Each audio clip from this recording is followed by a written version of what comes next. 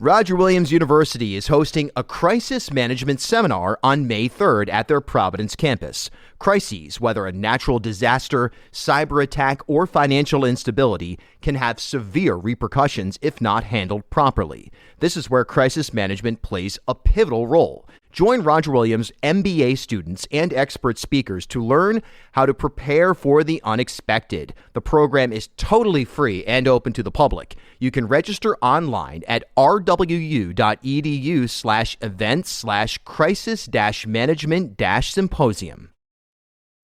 This is the Bartholomew Town Podcast. All right, Governor McKee, great to see you as always. Here we are in studio at WPRO today, and always a pleasure. Yeah, thanks, Bill. Thanks. Great being here and talking about Rhode Island.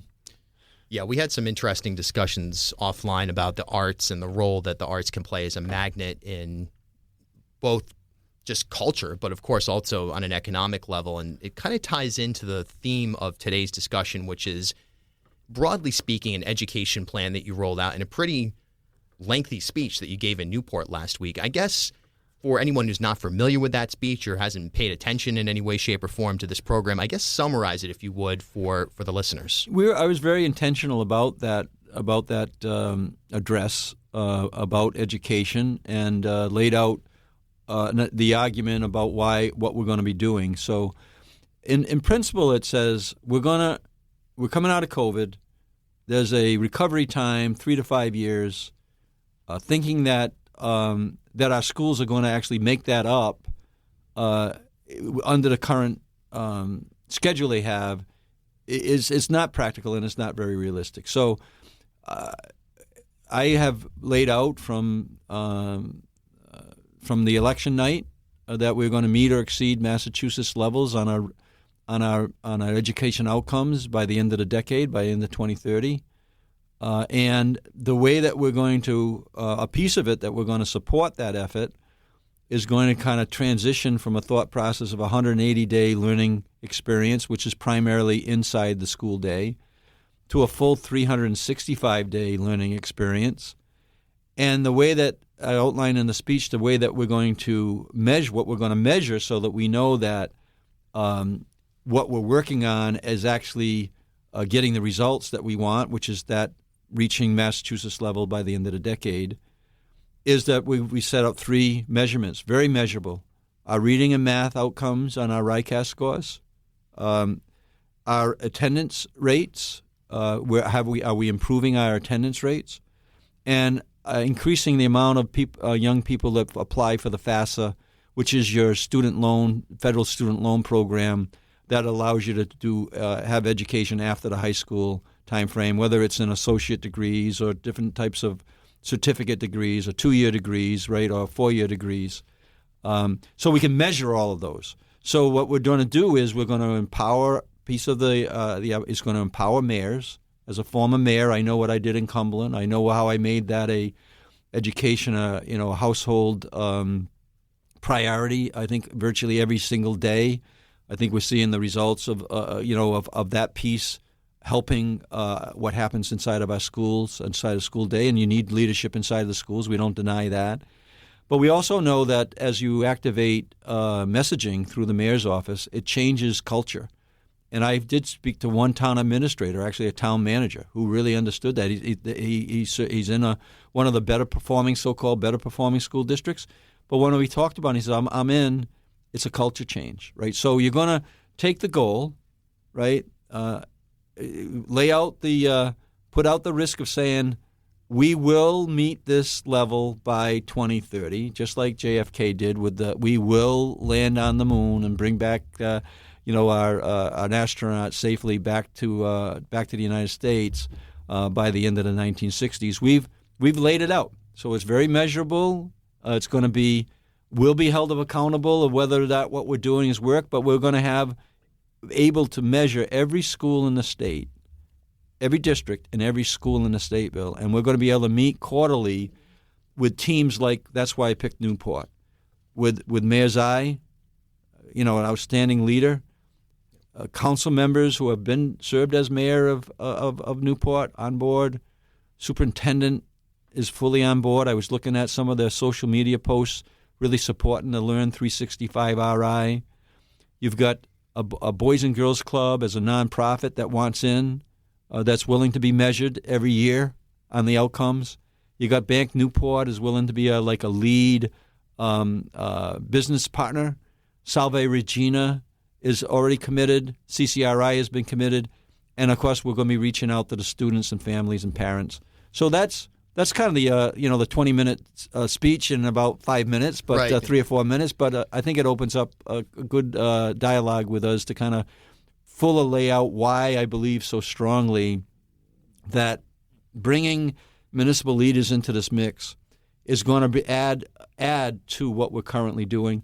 And the last piece I would say, Bill, is that when you bring a municipal leader in, a mayor, town administrator, president of the council, you are now, when you talk about your community like Zion and Newport, or me in Cumberland when I was a mayor, the outreach now goes to every family, every student, whether you're in a district school, in Newport District School, or whether you're in a charter school, or you're at St. Michael's in a private school, right? Or you're sending your children are going outside of state for their K through 12. It incorporates every single family, and that's why this is going to get the buy-in, because now no one is left out. So no one's going to say, "Oh, you're doing it for that family, but you're not doing it for my family." No, it's every kid. And I did have one line in the speech that I repeat quite a bit, is that we want every kid to get over the finish line, and we don't want to slow anybody down. So it's for every level of student to improve their skills. But we also understand that there's hurdles that need to be taken down or lowered to make sure that we're giving everybody the advantage of getting over the finish line without slowing anybody down. And Rhode Island has been, I don't want to say dogged, but it's been an issue of compare and contrast with Massachusetts for a long time. And Massachusetts education levels in various metrics are ahead of Rhode Island, for the most part. And there's always been the argument, well, look at East Greenwich or Barrington, and if they were in Massachusetts, they'd be in the middle of the pack. So this is a serious endeavor to raise not only test scores, but also just the as you say, that 365 full spectrum education experience. So I guess you have the buy-in of the municipal leaders. You have private sector parties like Bank Newport in one case. You have institutions like Salve Regina. What is the object of the plan? What in the most basic sense, what is the idea for this plan? Is it to basically provide after-school programming, summer programming, and kind of hold the entire infrastructure accountable, or is it something different?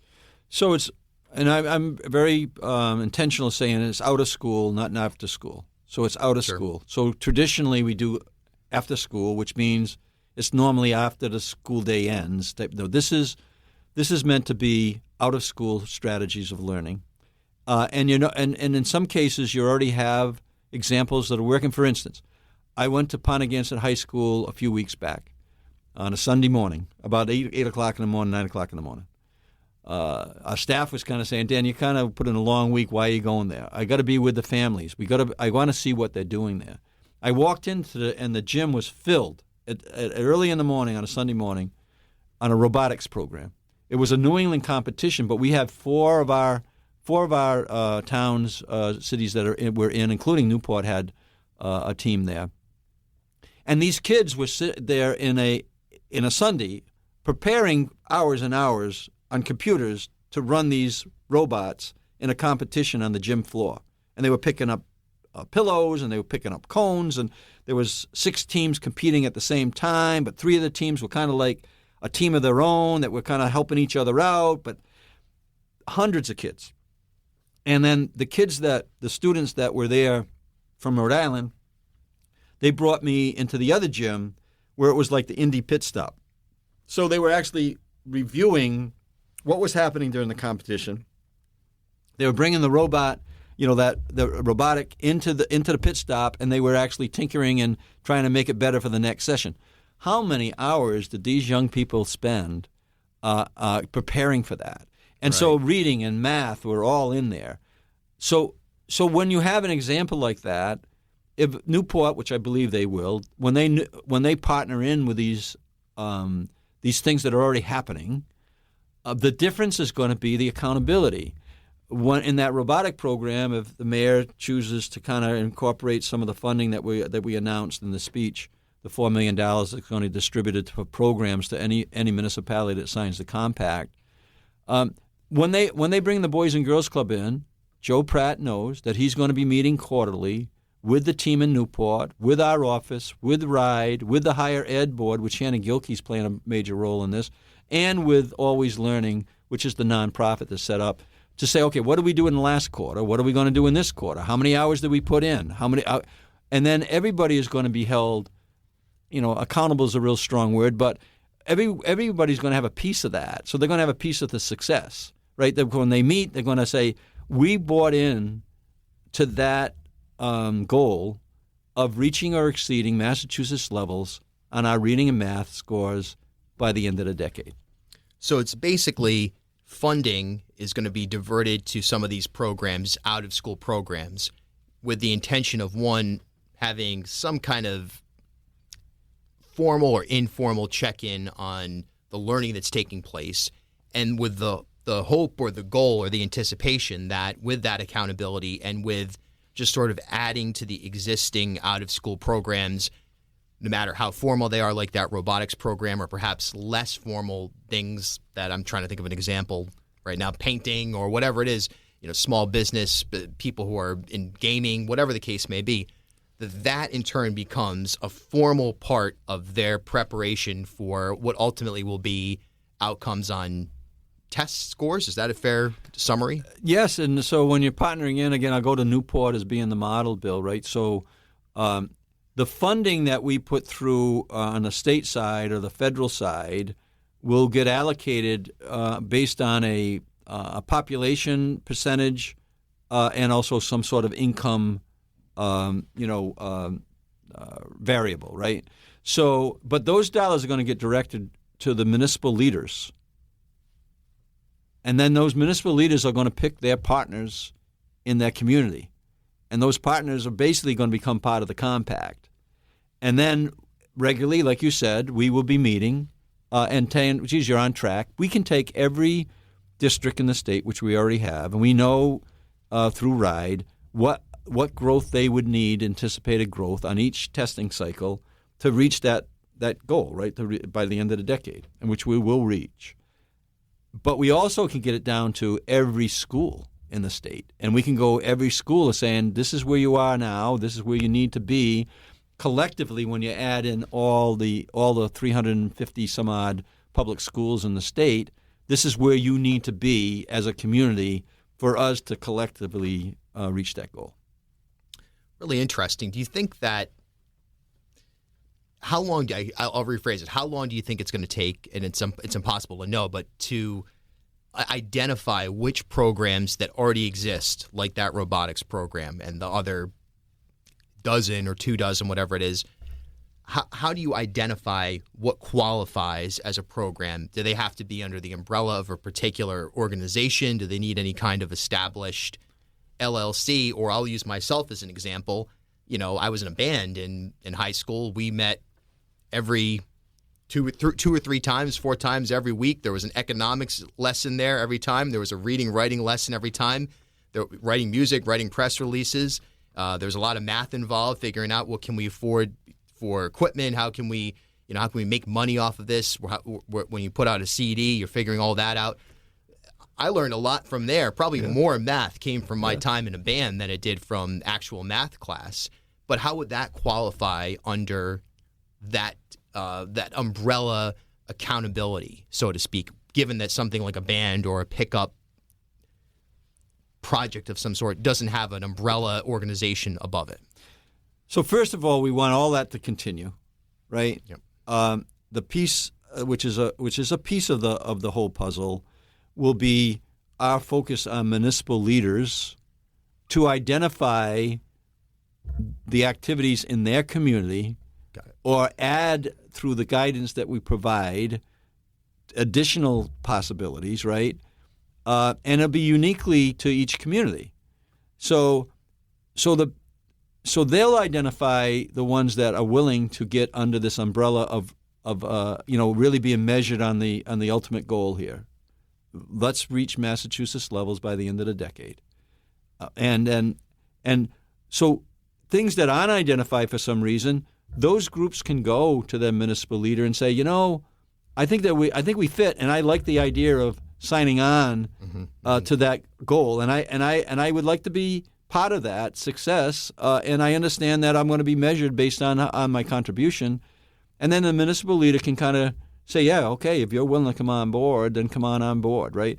There's going to be some groups, and we've met with a couple that feel as though they just want to stay independent. They have this, they have a plan that says that they are contributing to overall good of the young people that they're working with, and that's going to be fine. So this is going to be very, very voluntary, very organic. Yep. But our effort's going to be steered because I really have a high level of confidence that one of the pieces that we have not really maximized yet is municipal leadership, their ability to convene, their ability to be a bully pulpit saying this is important. I declared that education was the issue of our time when I was a mayor in the town of Cumberland. And I did that. And so that kind of resonates. And so there's going to be a number of things that'll be in this overall effort, the Learn 365 RI. I think it's that extra piece that's going to really move us really quickly. And then there's going to be other areas that people just feel, well, they're comfortable in their space and they're just going to keep on doing what they're doing. And we'll acknowledge it's good work, but it just won't be part of this Learn 365 RI. I'm reminded of Steve Heath of Fab Newport, who is one of my favorite people, and I've gone down there and visited and had my mind blown.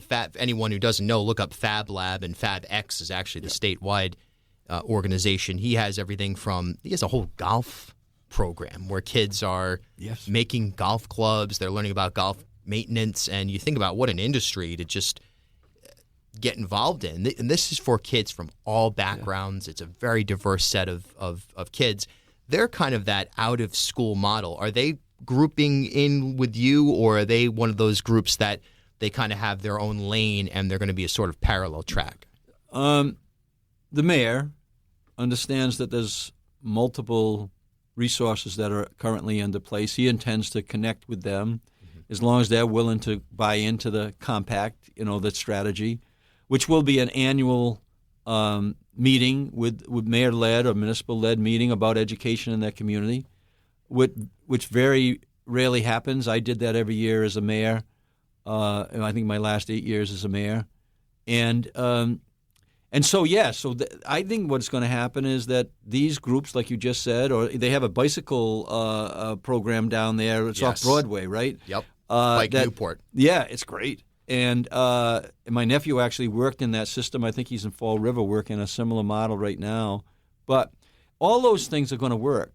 And it'll be up to the mayor, and we can provide the guidance, or the municipal leader where there isn't a mayor, to identify current strategies that are in place. They can evaluate. And then those strategies that are already working, already doing the work, if they buy into the compact, then they're going to be part of this model. If they choose to just stay independent, then that's their call as well. So when you have this annual learning education meeting, you're going to convene families and parents. In the case of Newport, it's great because the school department through their superintendent is on board. That's the most ideal thing you could have. So you can align what happens, in that 365 with what's happening in the 180. And so I think that it's a very welcoming strategy. We're not saying, what your work is not good work. What we're saying is we want your work to kind of say you're willing to buy in to this compact, which we are going to meet Massachusetts levels by the end of the decade. And those who choose to get in and partner with the municipal leaders, they'll benefit from some of the resources we're putting on the table. But that doesn't mean that they can't continue doing that work, Bill. All right, thank you so much. So two quick ones. So in the case of Newport, let's say a mayor comes of Orevong, identifies the Newport.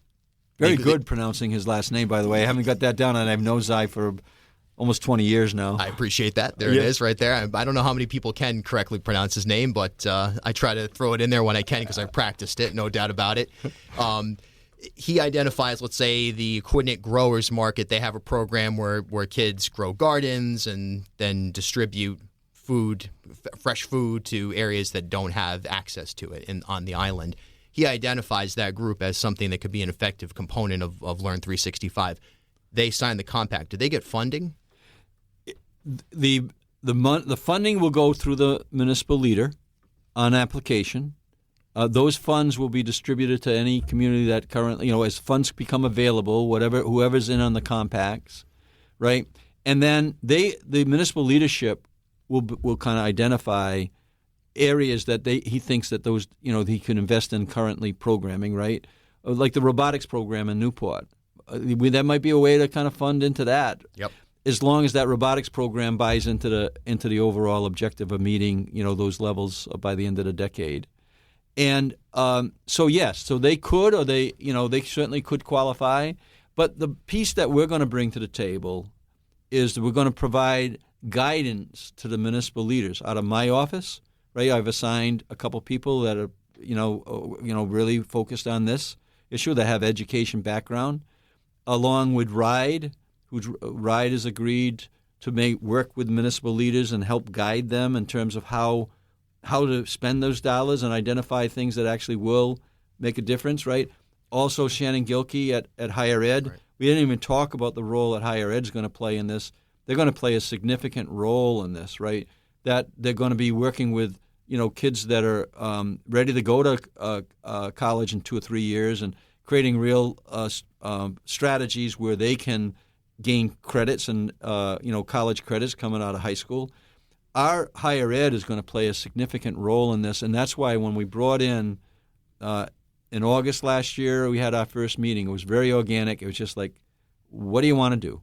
Both Commissioner Infante Green, Commissioner Gilkey, our DLT Director, Matt Weldon, now our Secretary of Housing, with representation from the NEA, the AFT, with representation eventually after I get past the primary.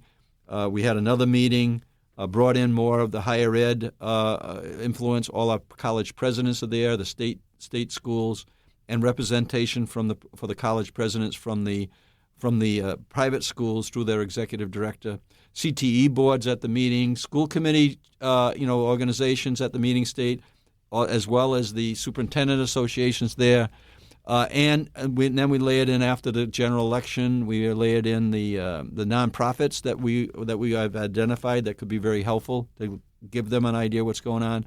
Very organic process, and you couldn't do this. You couldn't have this announcement until you had a 4-year term, because you can just imagine if you were saying, "Oh, we're going to do this," and you're sitting there in front of a primary, which was not easy, and a general election as well. You needed the 4 years. Now that's why we're starting to get the buy-in from the municipalities. But we've been working on that, Bill, since last August. And I've been thinking about this since I was a mayor, of what you could do on a statewide basis to help our families achieve the 3 things that I've set down as most important. One is raising outcomes on our academics, across the board for any age group, right? Raising incomes for our families and the people that live in the state of Rhode Island. We know they're directly connected.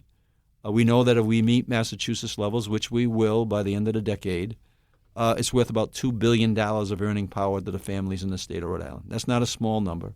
And finally, health, making sure that we're healthy and so we can enjoy living in this great state. And you raise incomes, you raise academic outcomes, you raise our health in terms of our physical condition, both mental and physical, right?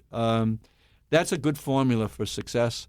This piece of Learn 365 RI is a piece of that, and it's not one thing that's going to get us over the finish line, so to speak, but this is going to be a very important spot, and we're asking all municipalities to get involved.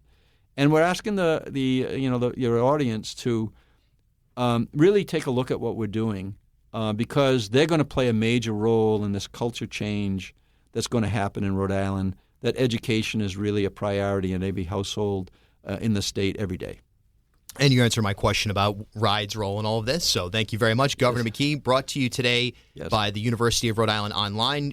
Visit uri.edu/online and CCA Health Rhode Island, delivering uncommon care to Rhode Islanders. Governor, thanks so much for stopping by. Thanks, Bill. Let's do a quarterly checkup on this. This is what we want to be held accountable, and we know that what we're working on, the more people who really get excited about it and buy in, the more successful we're going to be. Happy to do it. Okay, thanks.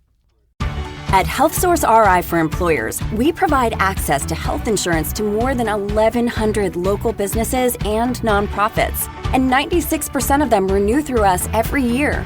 Maybe it's our choice of 19 different health plans, our 10 years of customizing solutions, or our one local team of dedicated experts helping employers find quality health insurance. See how our numbers stack up for you. Learn more at healthsourceri.com/employers.